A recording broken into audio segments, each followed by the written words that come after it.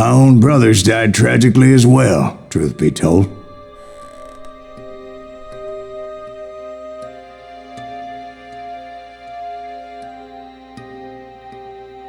It was 1868, and me and my older brothers were pulling a tidy profit running cattle into Juarez, Mexico.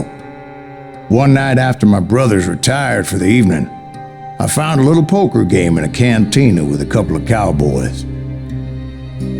And I just couldn't lose. I even won an old Spanish coin that had to be 100 years old.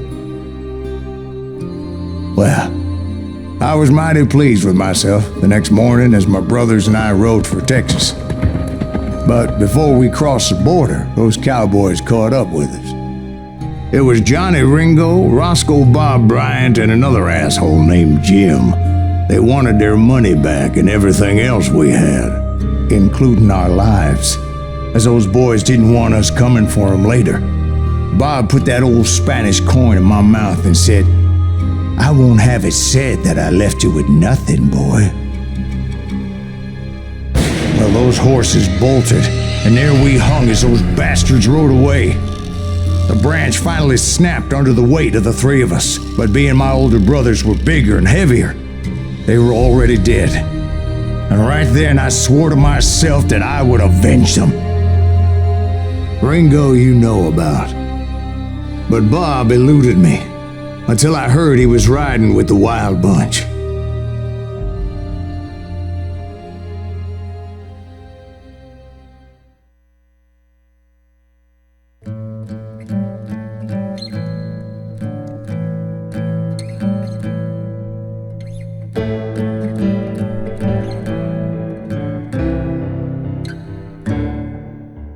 I'd been on their trail for months, ever since they left their hideout in the Bighorn Mountains. Led by Butch Cassidy, they were a loose association of outlaws who robbed banks and trains from Colorado to Montana. Among them was the Sundance Kid, and that murderous hombre I was tracking, Roscoe Bob Bryant. Were you a part of that giant Pinkerton posse after the Wild Bunch? No, boy. A circus like that would have slowed me down. Besides, I wanted Bryant all to myself. I'd heard about a large shipment of gold being transported to Wilcox, Wyoming on the Overland Flyer. I figured the Wild Bunch would likely hit such a treasure, and by God, I figured right.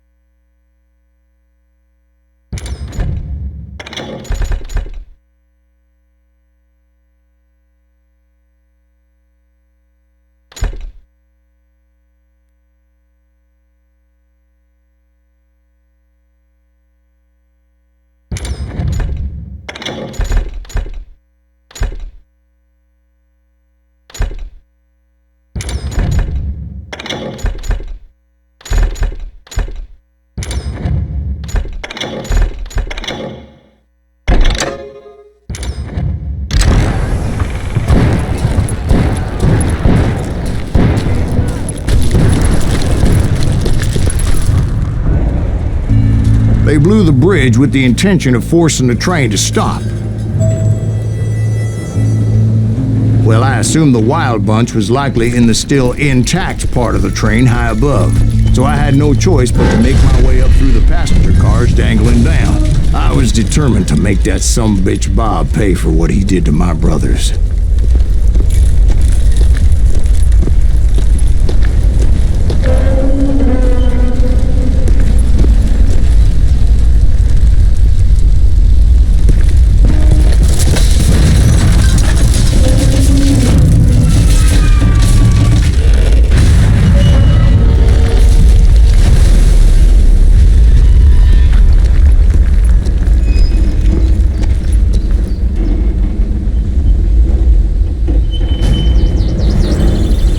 Found the device they used to blow the tracks, so I knew I was headed in the right direction.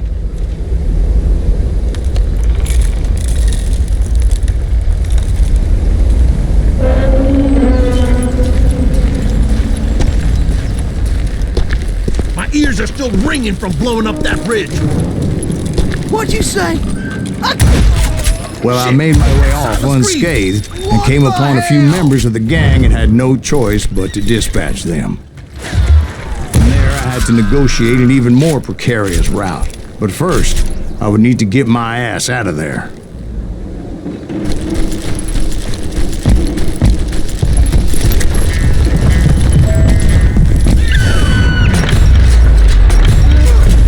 I jumped from the frying pan into the fire as the train was clearly fixing to fall. I had found the gang, but in order to find old Bob, I needed to fight my way forward past a whole passel of desperados.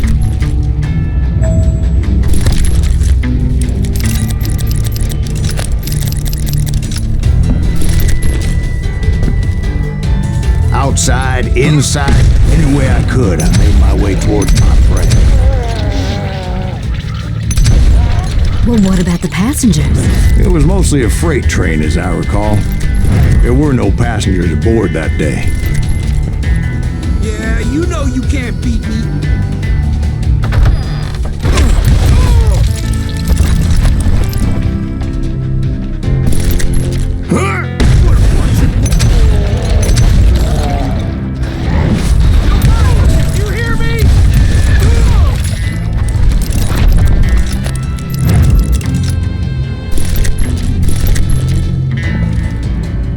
I mentioned before, I am not fond of heights, but I was too busy dodging bullets to worry about falling to my death. Odds were I was likely to die that day anyway, so I was determined to take down as many of those bastards as I could. You murderous bastard!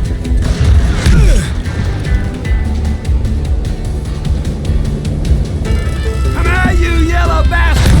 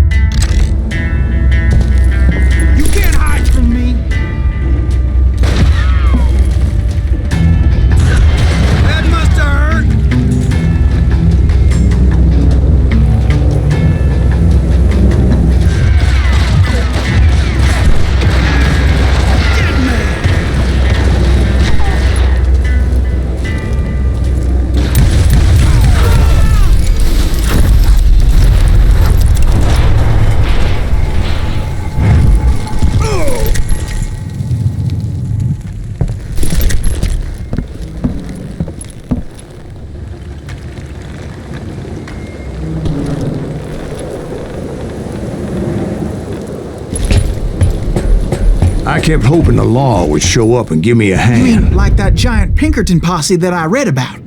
Did they come riding in, guns a-blazing to help?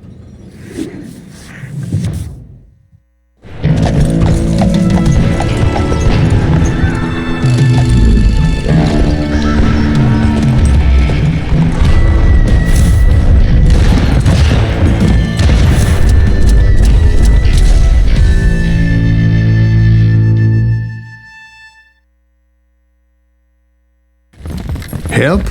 From the Pinkertons? No, son. I had to fight the wild bunch all by my lonesome, as usual.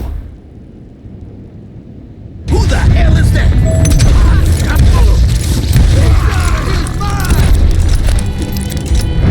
Take cover! Retreat! Retreat! He's killing everybody! You ain't seen them, man. He'll kill us all!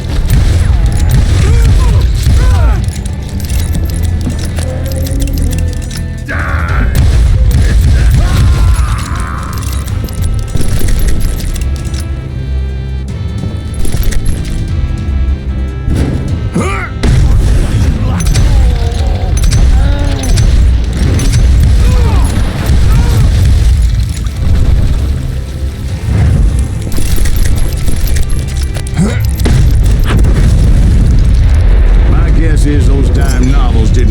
this as it happened, did they?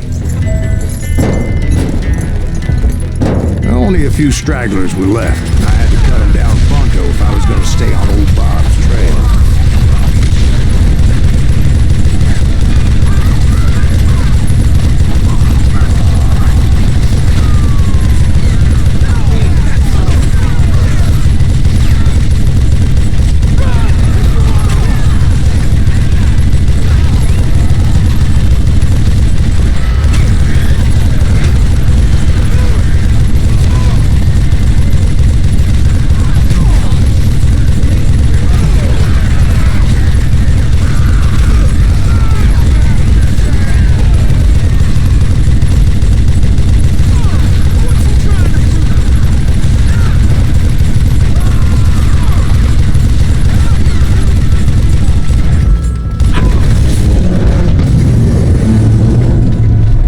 Once I silenced all those guns, I went searching for my nemesis, determined to finally have my justice. But the only survivor who welcomed me was George Flat-Nosed Curry. Who was he?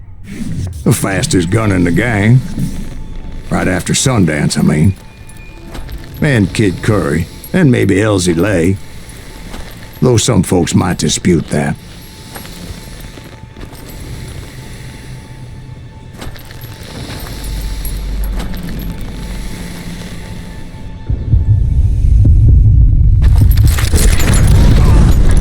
Very same day, Butch Cassidy and the Sundance Kid decided to leave the Wild Bunch behind and decamped for South America.